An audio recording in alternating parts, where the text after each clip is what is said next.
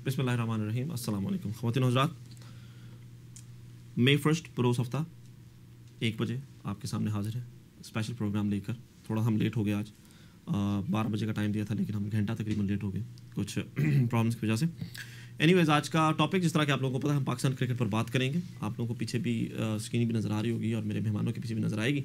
हम पाकिस्तान क्रिकेट की बात करेंगे, पाकिस्तान क्रिकेट की कामयाबियों की, पाकिस्तान क्रिकेट की नाकामियों की, डोमेस्टिक क्रिकेट की बात करेंगे, वर्ल्ड कप 2020 की बात करेंगे। आज पाकिस्तान अपना मैच इस वक्त बांग्लादेश के साथ खेल रहा है 2020 का, जिसमें जो है मोहम्मद आसिफ नहीं खेल रहे और बाकी डिटेल्स हम आपको साथ साथ देंगे। मैं अपने मेहमानों का पहले तारुफ करा दूँ। हमारे आज के सबसे special guest Asim Mujtaba Pakistan team के प्लेयर। इनको कौन नहीं जानता, किसी तारुफ के मोहताज नहीं, पाकिस्तान के लिए खेले और इनका ऑस्ट्रेलिया का छक्का जो आप सब लोगों को याद होगा। आज हमारे साथ स्टूडियो में है मेरे दूसरे मेहमान हैं जिब्रान इलियास साहब। जिब्रान इलियास जो है वो डिपॉल क्रिकेट टीम के कप्तान हैं और यहाँ पर लोकल क्रिकेट खेलते हैं, बहुत अच्छा, ये भी माशाल्लाह बहुत अच्छा खेलते हैं। मेरे तीसरे मेहमान मोहम्मद अहमद साहब भी यहाँ की विला पार्क क्रिकेट टीम के लिए खेलते हैं। उनके फास्ट बॉलर हैं, फास्ट पेस बॉलर हैं और US अंडर-19 के लिए 2003 में खेले हैं और टेक्सास में भी वो एक सीरीज़ खेले थे। मेरे तीसरे मेहमान फवाद आगा साहब जो है वो US नेशनल्स में खेले हुए हैं और ACC के ये फास्टेस्ट बॉलर हैं, अमेरिकन क्रिकेट काउंसिल के ये फास्टेस्ट बॉलर। मेरे तमाम मेहमानों का शुक्रिया। सबसे पहले आसिफ भाई, मैं आपसे शुरू करूँगा। ये बताइए, पाकिस्तान क्रिकेट का क्या हाल हो गया, क्या कर दिया पाकिस्तान क्रिकेट के साथ? पाकिस्तान क्रिकेट का हाल वैसे है जो इस वक्त अनफॉर्चुनेटली हमारे मुल्क का हाल है, क्योंकि पाकिस्तान क्रिकेट टीम भी कोई आसमान से नहीं उतरी, वहीं के लोग हैं और वहीं के लोगों का जो असर है वो पाकिस्तान क्रिकेट पे आ गया है। लेकिन ये फॉर टाइम बिंग है, लेकिन अभी जो प्रोसीजर चल रहा है उसके हिसाब से कि कुछ दिनों में हम उम्मीद कर सकते हैं कि क्रिकेट टीम जो है वो बेहतरी की तरफ जाएगी, क्योंकि कुछ ऐसी कंट्रोवर्सीज रही हैं पास्ट में जिसकी वजह से ये प्रॉब्लम्स हुई। क्योंकि ऑस्ट्रेलिया का टूर हमारा बहुत ख़राब गया। एक्चुअली सारी प्रॉब्लम उस वक्त शुरू हुई जब पाकिस्तान टीम हारती है। जब जीतती है तो हम जो उस वक्त खामियाँ होती हैं उस पर हम उसको इग्नोर कर देते हैं और उस पर हम जो, लेकिन आसिफ यहाँ पर बात ये, हारने में शायद कौम को मसला नहीं है, जीत कर हारे, फाइट करके हारे तो वो एक अलग बात है। लेकिन जिस तरह आपने ऑस्ट्रेलिया टूर जो है रेफर किया, उसमें तो टीम लग ही नहीं रही थी कि टीम जो है वो टीम बनकर खेल रही थी। नहीं, उसकी वजह ये है कि क्योंकि क्रिकेट बोर्ड में जो मैनेजमेंट है वो उन्होंने जो ये जो प्लेयर्स हैं इसके ऊपर उन्होंने क्योंकि अपना जो प्रॉब्लम्स हैं वो प्लेयर्स के ऊपर डाल दिया है। क्योंकि अभी तक जितनी भी प्रॉब्लम्स रही हैं वो क्रिकेट मैनेजमेंट जो बोर्ड की है वो उन्होंने 4 प्लेयर लेकर बैठ जाते हैं वो लोग साथ को ना, कि और इंडोर बंद डोर के अंदर वो अपनी सारी सियासत करते हैं इसमें ना, जिसकी वजह से हर एक को कहते हैं कि आप कप्तान हो, तो हर प्लेयर अपने आप को कप्तान समझने लगता है, जिसकी वजह से वो अपनी जो कहते हैं ना 1.5 ईंट की मस्जिद बना के बैठ जाते हैं। उसके बाद ये प्रॉब्लम शुरू होती है। लेकिन जो परफॉर्मेंस रही है ऑस्ट्रेलिया में, अगर आप उसको वैसे देखें तो कलेक्टिवली देखें तो पाकिस्तान टीम ने मेरी नज़र में फ़ाइट की है, लेकिन फ़ाइट करते करते 4 दिन अब अच्छा खेले, आखिरी दिन खेल के आप मैच हार गए इसकी वजह से। और जीते हुए मैच हाथ से नहीं, जी मैं वही जीते हुए 4 दिन खेलने के बाद 5वें दिन वो हार गए, तो कहीं ना कहीं हमारी मेंटली हम लोग जो है ना जहाँ पे हम फोकस नहीं रहे। यहाँ पर एक बड़ा इंपॉर्टेंट क्वेश्चन बनता है, यहाँ पर सवाल ये बनता है कि जब इंटरनेशनल लेवल पे हम लोग खेलते हैं, इंटरनेशनल लेवल का अक्सर होता है हम प्रेशर नहीं ले पाते शायद, वो जो खासतौर पे जो नए खिलाड़ी आते हैं जो डोमेस्टिक से सारा आ जाते हैं एकदम, तो हमारा जो डोमेस्टिक स्ट्रक्चर पाकिस्तान क्रिकेट का है क्या वो ऐसा ही होना चाहिए? जाहिर है ये तो फेल हो चुका है मेरे ख्याल से, तो और बाकी तमाम लोगों के ख्याल से भी कि काफ़ी हद तक फेल हो चुका है। तो डोमेस्टिक क्रिकेट को आपको ज़्यादा प्रमोट करने की ज़रूरत है, डोमेस्टिक क्रिकेट को बेहतर बनाने की ज़रूरत है। अगर आप ऑस्ट्रेलिया के साथ अपना मुकाबला करें, आप ऑस्ट्रेलिया को नंबर 1 अगर टीम लेते हैं जो कि नंबर 1 है, और वो नंबर 1 है क्योंकि उनका कोई भी प्लेयर डोमेस्टिक से फर्स्ट इंटरनेशनल में आए तो वो पता नहीं लगता कि उसने कभी इंटरनेशनल नहीं खेला, लेकिन हमारे हैं तो ज़मीन आसमान का फ़र्क लगता है।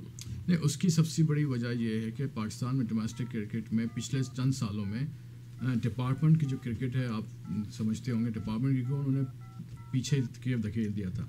जब पाकिस्तान की टीम आप देखें 90s या 80s में, तो उस वक्त डिपार्टमेंट की क्रिकेट टीम ज़्यादा फाल थी पाकिस्तान क्रिकेट में, जिसके बाद क्रिकेट प्लेयर्स आपको मिले।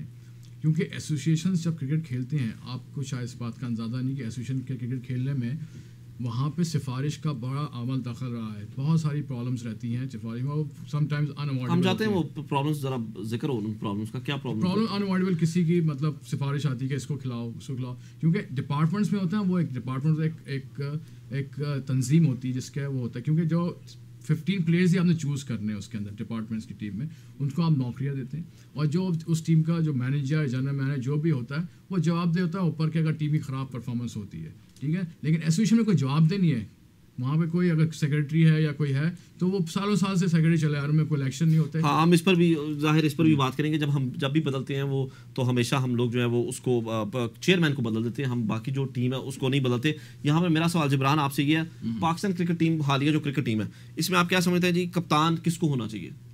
जो मतलब आप समझते हैं कि जी ये सबसे बेहतर प्लेयर है, इससे बेहतर प्लेयर कप्तान नहीं हो सकता, सॉरी कप्तान नहीं हो सकता, क्या हो सकता है, सॉरी। आई थिंक जो अभी जो चॉइस है शायद आफरीदी की सबसे अच्छी चॉइस यही है, क्योंकि इसकी कई वजूहत है। क्योंकि पाकिस्तान का जो ट्रेडमार्क है क्रिकेट में वो है एग्रेसिव क्रिकेट, यानी कि हमारे पास सबसे ज़्यादा फास्ट बॉलर्स प्रोड्यूस होते थे। तो हमारे पास आप देख लें इमरान खान से लेके वसीम अकरम, वकार यूनुस, शुएब अख्तर, इनमें एक बात कॉमन ये है कि ये एग्रेसिव क्रिकेट के यानी कि वो खेलना चाहते हैं। जब भी कभी बैट्समैन हमारा कैप्टन बनता है, उसका मेंटालिटी ये होती है कि अच्छा स्लो पिचेस बना दो, वो कर दो। तो हम होम पे तो फिर भी यानी कि अच्छी कारकर्दगी दिखा देते हैं, लेकिन जहाँ भी दुनिया में जाते हैं रोड पे, वहाँ हम अच्छा नहीं करते। तो कप्तान का ये है कि शायद आफरीदी जिस तरह के खिलाड़ी, आपको पता है कि अग्रेसिव नेचर है उनका और अग्रेसिव क्रिकेट खेलते हैं। और 90s में हमारी सबसे बड़ी सक्सेस की स्ट्रैटेजी ये थी कि हम टेक ऑन करते थे ऑपोजिशन पे, rather than taking it defence पे नहीं जाते थे, हम फ्रंट फुट पे खेलते थे, एग्रेसिव क्रिकेट खेलते थे, और जहाँ मौका मिलता था हम वहाँ चौका लगाने की कोशिश करते थे। तो आई थिंक जो कप्तान होना चाहिए वो या तो बॉलर होना चाहिए या तो उसकी अग्रेसिव नेचर होनी चाहिए, क्योंकि सारी की सारी बात वहीं आ जाती है कि जब टीम ग्राउंड में उतरती है तो सबसे पहला हम यही देख रहे होते हैं कि आज हम डिफेंसिव खेलेंगे या ऑफेंसिव खेलेंगे। आपने देखा होगा कि कितने पिछले कप्तान गए हैं, हम हमेशा ये करके खेलते हैं कि यार विकेट नहीं गिर जाए, विकेट नहीं गिर जाए।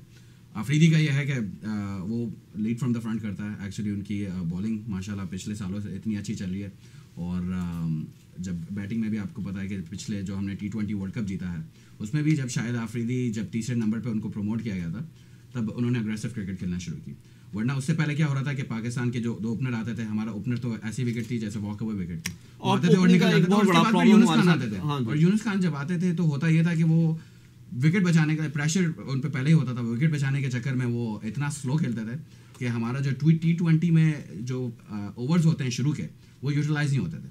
शायद आफरीदी आपने देखा होगा लास्ट जो 3 मैच खेला है, सेमीफाइनल और फिर फाइनल, उसमें इन्होंने शुरू से ही पाकिस्तान को इतना ऊपर ले दिया कि हम लोग फिर नीचे आने का नाम नहीं ले रहे थे। फिर जितने बैट्समैन उसके बाद आते थे वो सारे ही उसी के स्टाइल में खेलते थे। लेकिन यहाँ पर मेरा अहमद आपसे ये सवाल है कि उन्होंने कहा जी शाहिद आफरीदी जो बेहतर कप्तान बनाया, और वो उनकी बैटिंग की भी बात की, बॉलिंग की भी बात की, बल्कि वार्म अप मैच में वो 4 विकेट लेकर गए, बैटिंग नहीं सही कर पाए। तो क्या आप समझते हैं कि जो है वो बैटिंग जो है वो कप्तान बनने के बाद उन पर कोई प्रेशर, बैटिंग प्रेशर आ सकता है कि he is the best choice? I think batting pressure पे आ सकता है। पहली बात है कि शाहिद अफरीदी के साथ मसला ये कि he has never led a team as a test captain, क्योंकि पाकिस्तान में पहली बात है टेस्ट क्रिकेट काफ़ी अर्से से अच्छी हुई नहीं, और जब इनको कहा था, ऑफर दी थी तो उन्होंने एक्सेप्ट की नहीं थी। देन मोहम्मद यूसुफ को बनाया गया था जो ऑस्ट्रेलिया में जो हुआ था रिसेंटली, जो यूनुस खान को निकाल दिया था, मोहम्मद यूसुफ को बनाया था जिसकी वजह से। वो तो खैर डिफरेंट पॉलिटिक्स है, लेकिन शाहिद अफरीदी आई थिंक इनकी बैटिंग पे इफेक्ट पड़ेगा। एक रिस्पॉन्सिबिलिटी होती है, पूरी नेशन की रिस्पॉन्सिबिलिटी होती है। एग्जाम्पल इसकी है कि श्रीलंका के कैप्टन थे जयवर्धन, ही लेफ्ट कैप्टनसी क्योंकि उनके जो कहना था कि उनकी बैटिंग पर असर पड़ा था। तो depending on every single person, शायद अफरीदी जितना एग्रेसिव है आई थिंक उनकी बैटिंग पे। यहाँ पर हम एक छोटी सी ब्रेक लेंगे, ब्रेक के बाद दोबारा हाजिर होंगे और गुफ्तगू को दोबारा से वहीं से शुरू करेंगे। हमारे साथ रहिएगा, will be right back after short break.